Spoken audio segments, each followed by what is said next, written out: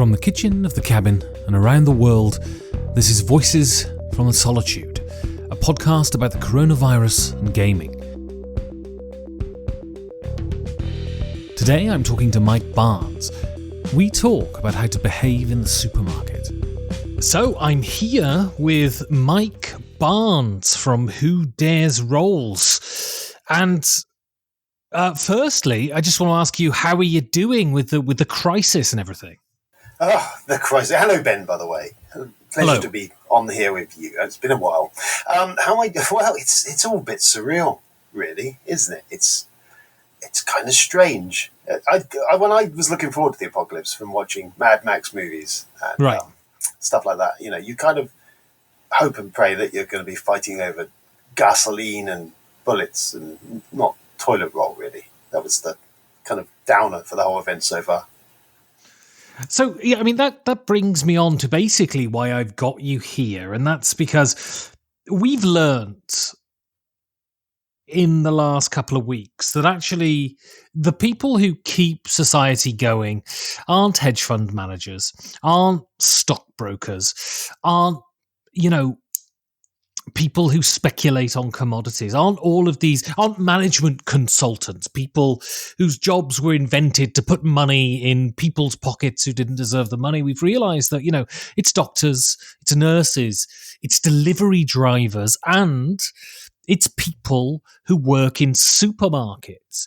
And, people who work in supermarkets, we don't think of them as essential, but we've realized at this time, we need to eat, we need supplies, and people who work in supermarkets are putting themselves in danger every day. Much more danger than a useless fool like me is. And you're a manager of a supermarket. So I guess my first question is,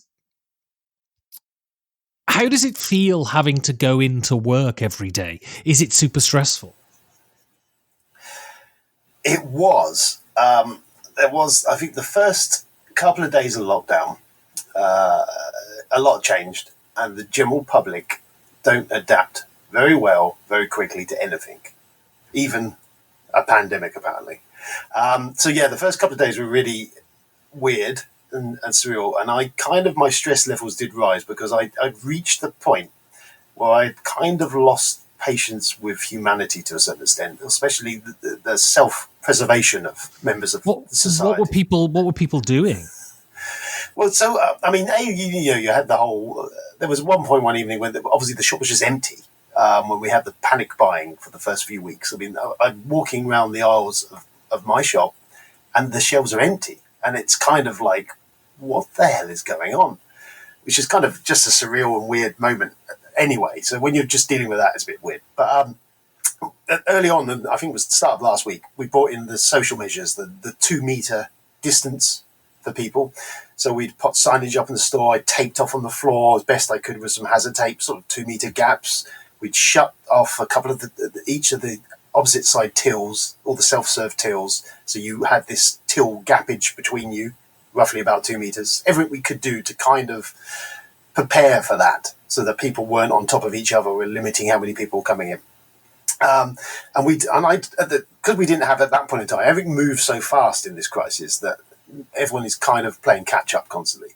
So we had no official POP. We had no, we had a vague idea what we needed to do, but it was kind of, seat your pants, do it yourself, deal with it. We're working on it to give you something official. So we found some government things, 2 meter things. We taped them over the front of the self-serves and all that. So it was all kind of signed up and ready to go. And I get a call to the tills, and I come walking around to the tills. And there's a woman, probably mid-50s maybe, not old by any contents. She's at one of the self-serve tills between 2 gentlemen. So there's 2 guys at the underside tills. She's there. She's dumped her shopping onto this thing and is standing there kind of waving her arms around as if, why is this not working? Why am I being delayed in what I'm doing? And I kind of lost my shit because I was like, what are you doing? You're standing, you're now within the 2 meter thing. There's a bloody great poster on the thing saying, don't stand behind 2 meters and all this. So you're endangering these 2 guys here. You're in the middle. You've broken for all the process we've put in place. You've dumped your shopping in there and you're acting like we're inconveniencing you. And I kind of lost it and went into this rant of, I'm endangering my life, potentially my family's life, and my colleagues, and we're all in here trying to help you. And you can't even follow a small piece of simple direction. I'm like, how can you be so ignorant? And she was like, I don't know what you're on about.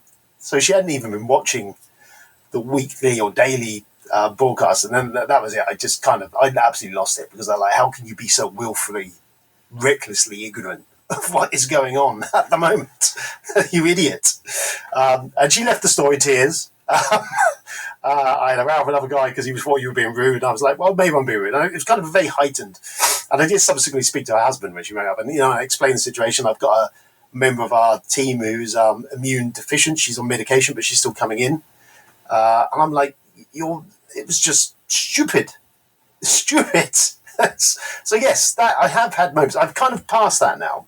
We've kind of got almost a bit of a good old British Dunkirk spirit going on, and the team, we just, there's some gallows humour, I think, to it to a certain extent, but you're kind of just doing it, and I think you're almost, if you were to stop and think possibly about it too much, I think you might drive yourself a little bit crazy.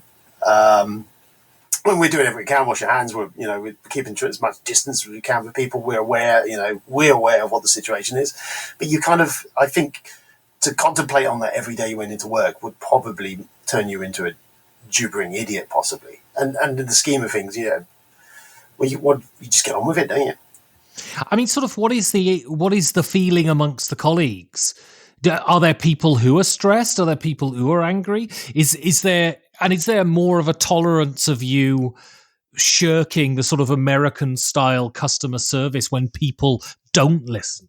I suppose. I mean, the team are good. They're really actually keeping, considering what's going on. We just kind of get on with it. We're still having a laugh, still having a joke. And there isn't many of them. I think we're all very supportive of each other. There's no one, if anyone wants to talk about something, we kind of talk about it. But everyone's kind of, I think, all just put it to the back of your mind to a point when you're in work. It's just, it's quite pleasant because you are getting to go out and spend some time with people. Because most people are shucked up indoors now at the moment and kind of either stuck with significant others or family or whatever. So it's quite nice that I've got this social interaction going on. I am talking and some of our regular customers. So I'm meeting people every day rather than being a lock-in. So that, I think, is helping with mental dealing with this. So yeah, they're all really good. We've had a couple of signed off because they just one of the lasses had surgery and all sorts of stuff, and one's pregnant, so they're not with the team anymore. They've gone home sensibly. But yeah, we're all kind of, I think we've gone past it. Initially, it was the anger to point, especially for me, just frustration, anger at people, and now we're kind of just getting on with it for the minute. And things have come back to a little bit more normality. Some stock has come in now. The bulk buying's kind of stopped. So you just kind of got time to focus on trying to deal with people who are still just coming out. That's the most infuriating thing. The people are coming out, especially old people. There's people who shouldn't be out, are coming into the store to buy a bloody newspaper and something, and you're thinking you're endangering your life. I may not see you again. It's a very crazy time. And so what kind of provisions have the management of your supermarket made? If people get sick, are they covered? If these colleagues of yours that are pregnant or they have immunodeficiencies, are they covered? Can people say, I don't wish to come in? Yeah, oh yeah. No, the company's been really good. I'll name it. Sainsbury's I'm with, but they've been very good. They've anyone who suspects they've got it, they will full pay. And they take the 7 days and sort themselves out, and that's it. Nothing is being logged as an absence management issue at this period of time. If you're off, whether it's false alarm or not, they're not going to put it as a dark tick because you've got like the 3 strikes and you're out type situation. So yeah, they are, and the girl's pregnant, she's gone off maternity early, they've sent her and she's paid and it's done. So there's been no question on that. I think they're aware. They've recently put a bonus, a 10% bonus went into all the staff, all the colleagues have had that. They're getting next month, I think, just because they've been through this period. So there's been very supportive of it. I mean, like as I said earlier, there's kind of been this constant catch up. The higher up management of the company sort of side of the process. Every night we get an update over everything. So they were, and sometimes regularly, two or three of them come with email, but drop, this is what's changed. This is the process now. This is what we're doing. And there's kind of this two-way street. There is communication from the store level of saying, why have you not done anything about this yet? Because, like any big monolithic corporation, they're a bit blind to some stuff. So it's a lot of the troops on the ground level are kind of going, well, this is happening. Why haven't you not thought about this? And they are pretty reactive to it. They're jumping on it and kind of doing it. So as safe as environment as we could want or wish, we are getting or have got. So yeah, they are supportive. It doesn't, no one feels like they've been stitched up. There is some horror stories out there of companies and people just doing horrible stuff to their staff. And that's the one thing I'm quite happy about and feel like I am supported, whatever should come. So this is going out to many countries, and supermarkets are in kind of every country in the world. So what I'm going to ask you now is applicable everywhere. For people going into the supermarket, doing their shopping, what tips can you give us to keep you as safe as possible and to keep us as safe as possible? So there's a few. I mean, number one is that if they put in place a 2-meter thing, and we're trying to help, we're limiting people in our stores anyway, is be aware of that. Number one, if you're feeling ill and you suspect you may have this bloody thing, then don't go out. That's the first thing. So many times you get people, and there's people going, and they cough near you. You'll hear them coughing. You're thinking, is that it? Have you got it? Have you now covered that stock area and all that? And so there's all that sort of stuff. If you think you've got it, for number one, just don't go out to the store. Don't go shopping for what are you thinking. But yeah, if you're in the store, if you're going to buy something, then touch it, pick it up, put it in your trolley and buy it. Don't touch. If you touch it, you buy it, is my opinion at the moment. So many people you see just touching, picking stuff up and moving, touching stuff. Like you're transferring potentially stuff to that product, and potentially we are picking it up and moving it, so there's stuff like that. 2-meter gap, I think, is the key thing. Just being aware of what's going on. There still seems to be ignorance, or I don't know, there's got to be ignorance at this point of people who just seem to, I know you deal with this, the British spirit, bulldog spirit, all this nonsense, but I mean, you must be aware of this shit. What are you doing coming out and risking your life recklessly to buy some sprouts or something? It's just like, that's the thing that still worries me, is people coming out just seem to not really be thinking there's an issue.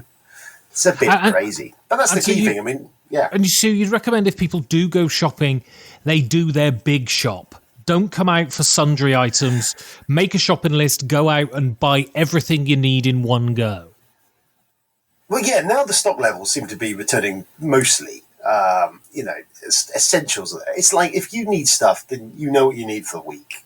And more importantly, you're risking yourselves. If you're going out every day to get a little this or a little that, I mean, you're putting yourself personally at risk every time you do that. And potentially family members, whoever else is at your house when you're going back home. Or if you're even still going into work, there's also that. So yeah, it's try and limit it down. Essentially, the government advice, if you only leave the house for essential items, and I see a lot of stuff that I don't deem as being essential. So yeah, I just want to say, we'll wrap this up now, but I just want to say, and I'm sure everyone else will agree with me, and this sounds a bit wet, but nevertheless, I think it needs to be said. As I said at the beginning, the real heroes in this are people like you who are braving, potential disease to make sure that the rest of us can function reasonably well. All the Instagram posts with people drinking wine together over Zoom and pissing around and dressing up in funny clothes are all because people like you are allowing us to do it. So I want to say, on behalf of everyone who listens to this show, that the 3 people who are listening, thank you very much, and please don't get sick. Thank you. Well, yes, Ben, I thank you for that. I mean, it is a bit weird that you got these people. I mean, still, I say the frontline NHS are the people really doing. I mean, they are really putting themselves on the line. It still feels like we're just doing a job. I mean, my wife works for NHS as well, so we've really got probably the both of us have picked the worst careers at this point in time. To be going out for work. I look forward to getting maybe a couple of weeks lockdown at some point. I'll give myself, once this is all over, I'm just going to give myself 2 weeks lockdown just to see what it was like. But yeah, my message is thank you, Ben, and everyone out there. Stay safe, Ben. Yeah, brilliant. Well, thanks, Mike, and have a well-deserved booze.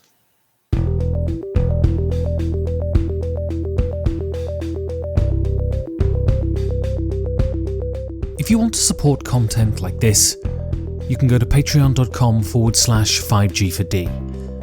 Thank you for listening. Stay safe, and if you can, stay at home.